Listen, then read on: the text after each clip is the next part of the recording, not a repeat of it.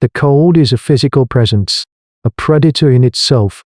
It seeps through stitched hides and clings to the rock faces of the gully.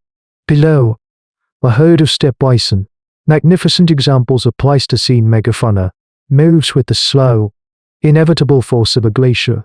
For the hunters, 5 men of the clan, this is the culmination of 3 days of silent tracking. Their bodies are lean, hard sculptures of patience, their minds focused to a single, lethal point. Every gust of wind is a calculated risk, every loose pebble a potential betrayal. The life of their people, huddled in a cave miles away, depends on the blood and meat of these walking mountains. This is the brutal calculus of prehistoric life, where foresight and cooperation are the only currencies that matter. On the ridge above, acting as a lookout, is the youth. He is strong and quick, but his mind is a restless thing, always seeking the edges of rules, the thrill of a reaction. He is not part of the silent spear line below, and this separation grates on him. He sees the hunters move as one, a single organism of intent. He is an eye, but he wants to be a hand. The tension of the stalk is a palpable thing, a string pulled taut, and he feels an irresistible urge to pluck it. He watches the lead hunter raise a hand, the signal to close in. The bison are unaware. Their great, shaggy heads bent to the frozen grass.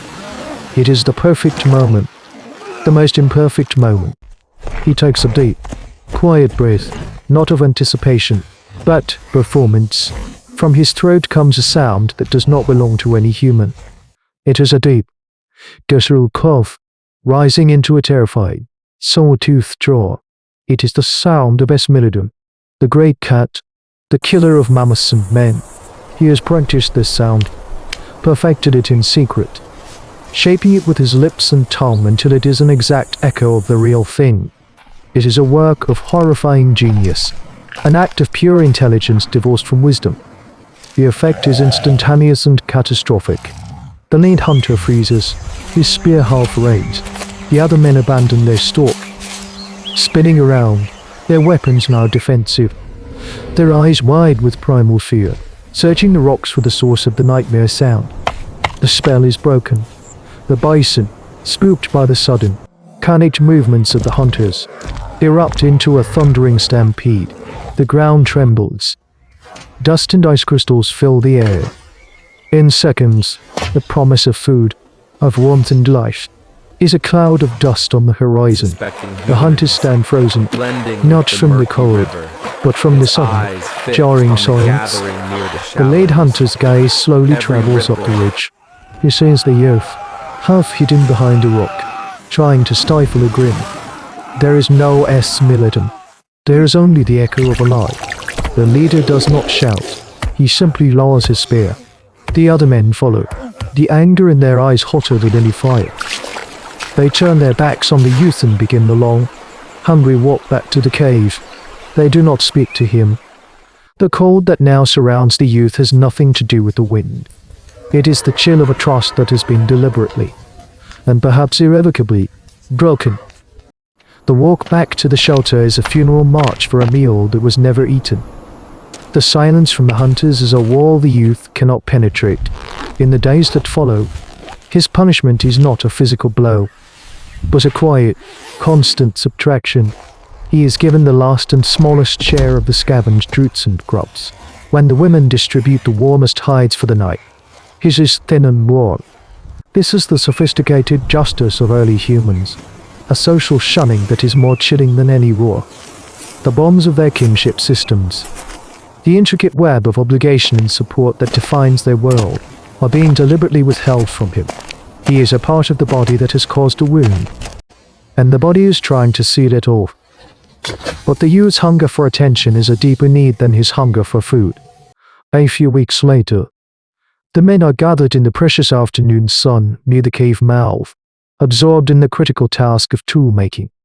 The air is filled with the sharp, cracking sound of stone on stone, a rhythm of creation and survival. One of the older hunters is demonstrating the precise, difficult technique of crafting a moose Tyrian point. His hands a blur of controlled violence. The youth sits apart, watching, his hands empty, He sees the rapt attention the old man commands. He sees the other young men leaning in, their faces masks of concentration. And he feels that familiar, bitter sting of being on the outside. He does it again. The same terrifying, guttural coffin jaw of Smilodon, seemingly from just beyond the rock outcropping. This time, the effect is different. There is a split second of panicked reaction. A man drops a nearly finished hand axe, which shatters on the rocks below.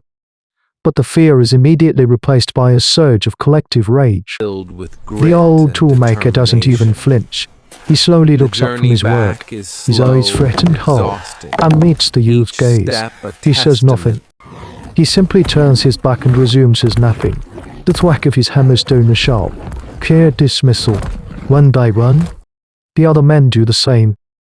They turn their backs, creating a wall of hides and shoulders, and resume their work, leaving him utterly and completely alone in the space he has created for himself. This becomes the new reality, the clan's hard-won and unspoken policy. When he makes his cry, which he does a third time during a tense river crossing, they learn to ignore it. The lead hunter, the man who is also his uncle, must make a conscious, brutal choice. The first time the youth cries out during that crossing, the man freezes, the instinct to protect his kin warring with the memory of the lost bison. He sees the fear on the faces of the others, the way the children begin to whimper. The group's stability, their focus, is a resource as precious as flint. He makes the decision. He turns his back on the sound and gestures forcefully for the clan to continue moving. He teaches them, through his own iron will, to treat the youth's cries as nothing more than the wind whistling through the rocks. It is a necessary lesson for their collective survival. And so, the youth, who so desperately wanted to be seen, has succeeded only in making himself invisible. He finally has the clan's undivided attention. It is an attention dedicated entirely to ignoring him. The clan moves through a narrow, winding ravine, the rock walls rising steeply on either side. It is a natural corridor for game, but it is also a trap. Sound plays tricks here, echoing and distorting. They are tracking a lone reindeer, its tracks sharp in the thin layer of frost. The hunt requires absolute focus, a shared sensory experience where every member of the party is an extension of the others. But today, their finely tuned organism has an appendage that moves out of sync. The youth trails 10 paces behind, sullen and isolated. He is close enough to be watched, but too far to be a part of the silent, flowing communication of the hunters. His presence is a constant, low-grade distraction, a potential weak point in their chain of survival. A shadow detaches itself from the deeper shadows of an alcove in the rock wall. It is not large, but it is impossibly fast. A blur of dun-colored fur and explosive muscle. A cave lion, leaner and more desperate than a Smilodon, but no less lethal. It has been stalking the hunters, but it is a creature of opportunity. It sees the straggler, the one cut off from the herd. The attack is a masterpiece of predatory efficiency. There is no roar, only a short, sharp grunt of effort as 200 pounds of cat slams into the youth, driving him to the ground. His spear, held loosely in one hand, skitters away across the stones. A scream tears from his throat. It is not the practiced, theatrical roar he has so carefully crafted. It is a raw, high-pitched shriek of pure, unadulterated terror and agony. It is the most honest sound he has ever made in his life. Up ahead, the hunting party stops dead. The lead hunter, his uncle, clenches his jaw. He hears the sound. He recognizes the pitch of true panic, but he has been conditioned. He glances back at the others. Their faces are a mixture of annoyance and weary resignation. One of the younger men mutters and shakes his head, turning his focus back up the ravine. The lie has been told too many times. The alarm has been emptied of all its meaning. The uncle hesitates for a single, fatal heartbeat. He weighs the shred of doubt against the certainty of disrupting another hunt, against the stability of his clan's focus. He makes the choice he has trained himself to make. He turns his face forward and raises his hand, signaling the advance. The screams behind them are cut short with a wet, sickening crunch. Then, there is only the sound of the wind. It is not until they make camp at dusk that the final count is made. The reindeer was lost, but they are all accounted for, except one. The uncle's face, illuminated by the flickering fire, becomes a mask of dawning horror. There is no discussion. He grabs a burning torch, and two other hunters follow him back into the mouth of the ravine. They find the scene not far from where they stopped. The story is written there in the frost and gravel, a subject for a grim and immediate study in taphonomy. The drag marks, the dark, frozen splashes of blood on the rock, and a single, discarded spear with a shaft snapped into. There is no body to recover. In the torchlight, the uncle kneels. He touches the frozen blood with his fingertips. He does not weep. The cost of survival in this era of hominid history is too high for tears. He simply stays there for a long time, a silent man contemplating the devastating price of a lesson the entire clan has just been forced to learn. Their community is safe from false alarms now. The silence the youth created with his jokes has been made permanent by the truth. This small, brutal tragedy in a forgotten ravine is more than a fable. It is a glimpse into the forge of our social contract. For ancient humans, the bond of trust was not a moral abstraction. It was the single most important survival tool they possessed. The ability to communicate truth. Danger here, food there, was the invisible sinew that held the clan together, allowing them to overcome predators far stronger than themselves.